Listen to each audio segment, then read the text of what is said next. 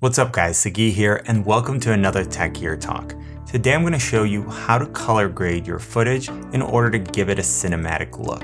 A few weeks ago I published a tutorial to show you step by step what you need to do in order to get cinematic looking footage with the Canon SL2. And I chose that camera specifically because it's an entry-level camera and I wanted to show you that you can get pretty good results without having to spend a lot of money. And I got a ton of comments and questions and requests asking me to publish a color grading tutorial.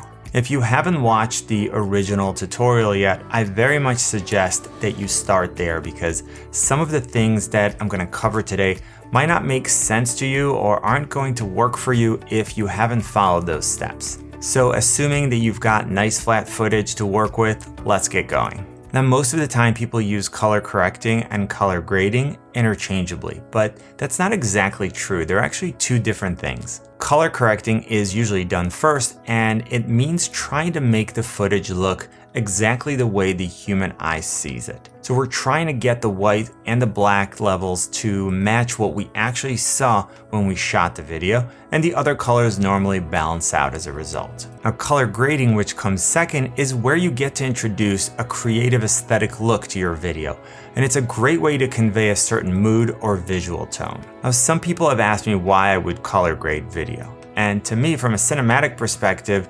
ungraded footage has somewhat of an unfinished look. It's not that it's bad, it's just that you can take your video to a whole new level. It's the same with photography for me. You'll never see me post a photo straight out of the camera.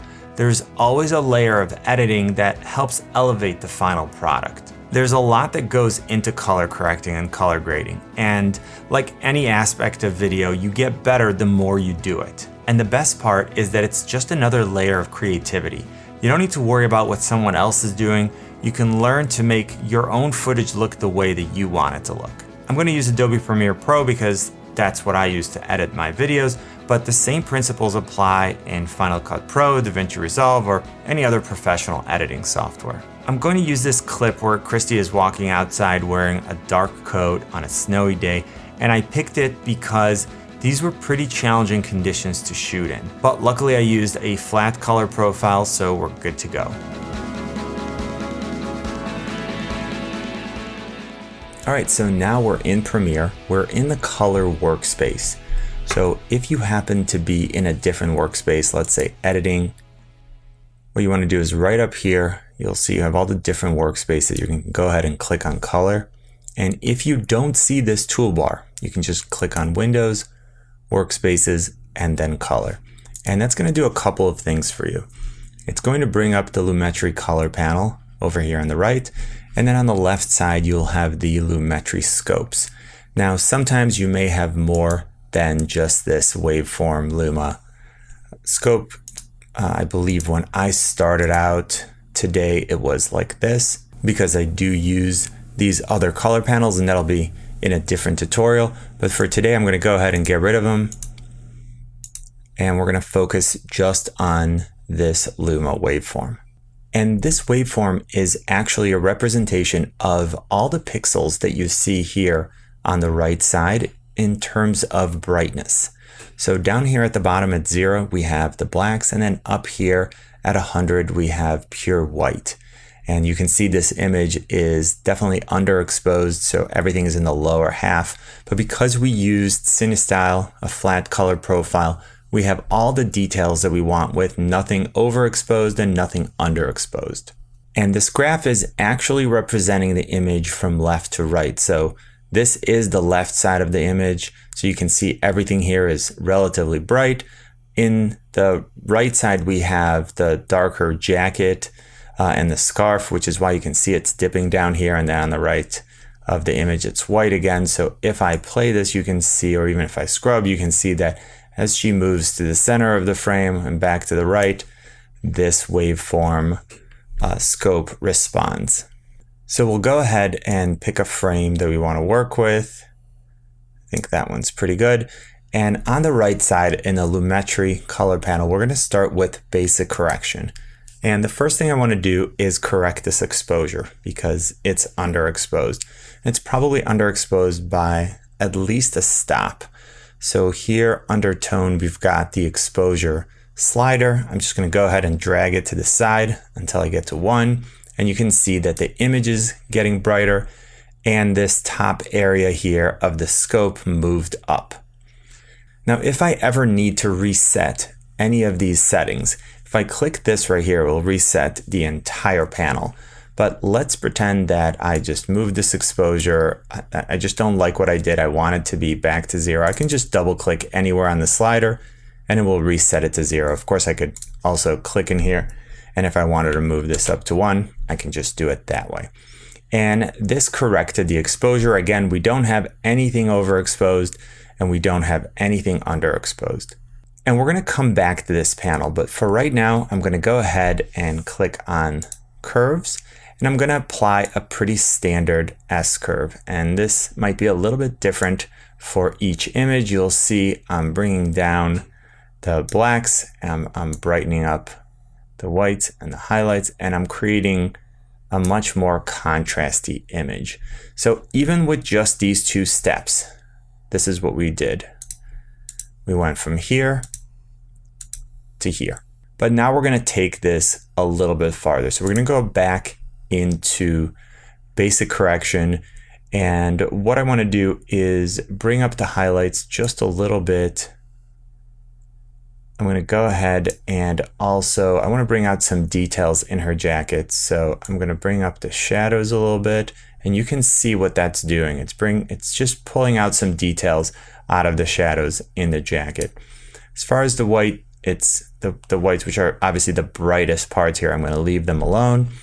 And to add a little bit of contrast back into the image, I'm going to drop the blacks just a little bit. So you'll see that based on what we did, we still have details in the jacket and we have contrast. So I'm pretty happy with that. And now that the exposure is pretty good, let's go ahead and play around a little bit with the color. So we're going to start out by looking at temperature. And that is going to go from making the video cooler on the left-hand side to making it warmer on the right-hand side. So if I take this slider and pull it to the right, you can see that the image is definitely warming up all the way to being completely ridiculous. If I go to the left, the image is going to be a lot cooler. So I just want to make this a little bit cooler just to fit more of the feel of just being out in the cold. So I'm going to drop this by about 10. Now I want you to notice something here on the left side. Part of this scope is actually under 0, which means these are completely black on the screen. Now it looks fine to me. If I wanted to bring these up, I can just go ahead and take the blacks and just bump them back up a little bit until most of them are above this line. Again, it's going to remove some of the contrast. So this is something that you're going to have to choose based on your own footage. And then now I want to go to the color wheels and match section. And this section actually lets me control shadows, midtones, and highlights separately. So both in terms of brightness, if I wanted to bring the shadows up, this is another way to do it. I could just make them brighter. Again, double click to reset. But also I could control the color in the shadows. So for example, if you look at the jacket right here, it's pretty cool because I took down the temperature of the entire image. But if I wanted to make it warmer, I can just drag this up a little bit and you'll notice that the jacket now is a lot warmer. Again, I can double click in here, sets it back to the way that it was. And of course I could make it cooler if I wanted to as well. At this point, I just want to bring down the mids just a little bit. And yeah, I'm pretty happy with the way this looks. All right, now we're going to move to color grading, and we can do things manually, or we have an option of using a LUT. And if you don't know what a LUT is, it stands for lookup table, which is essentially a way for you to create a certain look and then export it as a file so that you can reuse it without having to start from scratch every time. This is gonna save you a lot of time. There are a ton of LUTs out there, and some of them are excellent and some of them are absolutely horrible. I put together a free LUT pack and you'll find a link to it in the description. It's a nice and easy way for you to get started. Today I'm gonna be using one of the LUTs from my Alpha Cine pack. What I did is I collected some of my favorite LUTs, and these are the ones that I use when I'm color grading video.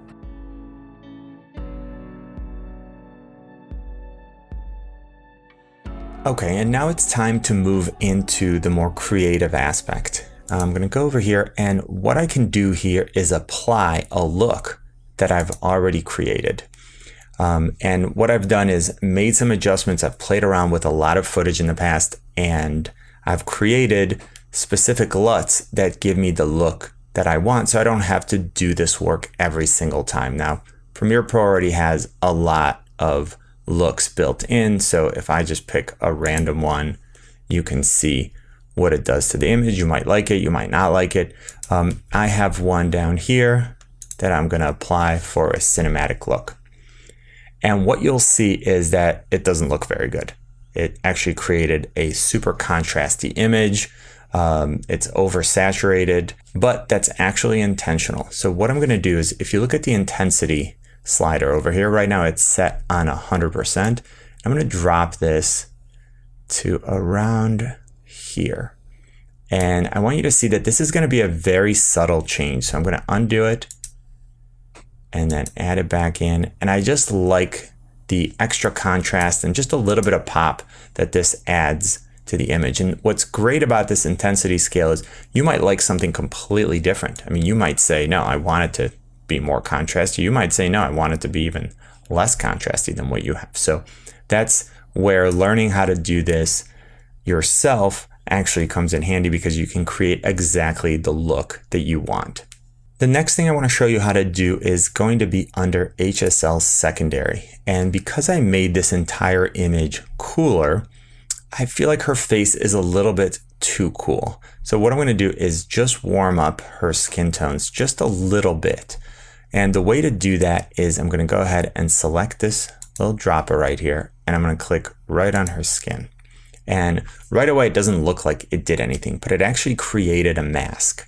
And the way to see the mask, you can see it with gray, but I actually prefer looking at it with black, even though it's a little scary looking. I'm going to go ahead and check this, and now we can see the mask that was selected. And I can play around with the saturation and the lightness in order to expand that mask to include more of her face. But I can see that it's not doing a good enough job. So what I'll do is I'll go ahead and click on this plus, and I'll click somewhere that's a little darker. And what this does is it added this to the mask. And now you can see a lot more of her face is selected, and I can continue to play around with this until I get exactly what I want. Next, I'm going to denoise this mask a little bit. So usually somewhere between 15 and 20 works. And what that does is just smooths things out just a little bit in here. And then after that, I also want to add some blur. And the reason is, if I go ahead and look at 100%, you can see that these are pretty harsh edges. And by adding a blur of somewhere between 5 and 10, let's say we'll go around here for this one, that will make the changes look much more natural rather than having this very sharp, jagged edge. And again, we haven't actually done anything. We're simply looking at the mask here. So when I go back, this is just an image just as it was before I made this selection, but we do have this mask to work with. So if I wanted to add a little bit of warmth, I can just come right here and just drag this up just a tiny bit. And it's, again, making a very, very slight adjustment. I'll also go ahead and add a little bit of saturation, add a little bit of color to her. And I want you to see without and with, without and with. Again, it's just a very subtle change. Just added a little bit of warmth to her skin, but it's these types of refinements that actually create a much better final product. For a cinematic color grade, you don't want to be heavy-handed when you're grading because it's going to end up being distracting. It's important to make subtle adjustments to the point where, unless someone is like into video, they might not even be able to articulate what you did, but they will notice that they like the footage better. So overall, I'm pretty happy with this image. I might want to do one last thing, which is add a very slight vignette. So I'm going to go ahead and drag this down to maybe around here. And again, it's very subtle. You don't want to overdo it or it just looks terrible. So obviously this is with it applied, without, with, without. Let's put that back in. And so I'm just going to go very quickly, panel by panel, so that you can see what each one of these did to the original footage. So I'm going to go ahead and unclick all of these. And this is what we started with. We did some basic corrections. We added curves. We made some adjustments to the midtones. We added a creative aspect to it with a look. We made some slight changes to the warmth of the face, and then we added a vignette. And over here in the timeline, I have two clips. So I have the clip that we've been working on down here and the original clip above it, which is currently hidden. So this is what we started with, and this is what we ended up with. So let's go ahead and play it. And you can see it's definitely looking a lot better. And I'm super happy with the final result.